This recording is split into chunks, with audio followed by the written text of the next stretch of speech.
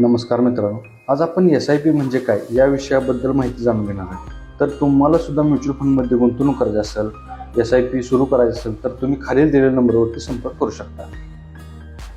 तर SIP म्हणजे काय? फक्त सेव्हिंग करून श्रीमंत होता येत नाही, पण दर महिन्याला थोडीशी स्मार्ट इन्व्हेस्टमेंट तुम्हाला फ्युचरमध्ये मोठा फंड तयार करून देऊ शकते. यालाच म्हणतात SIP. SIP म्हणजे काय? तर सिस्टमॅटिक इन्व्हेस्टमेंट प्लॅन. यामध्ये तुम्ही दर महिन्याला ठराविक रक्कम म्युच्युअल फंडमध्ये इन्व्हेस्टमेंट करता. ही गुंतवणूक ॲटोमॅटिकली प्रत्येक महिन्याला होत असते. म्हणजेच सेव्हिंगची एक सवय तयार होते. समजा तुम्ही दर महिन्याला ₹500 SIP सुरू केली. मार्केट वर खाली होत असताना तुम्हाला वेगवेगळ्या प्राइसला युनिट्स मिळतात. यालाच रुपी कॉस्ट ॲव्हरेजिंग म्हणतात.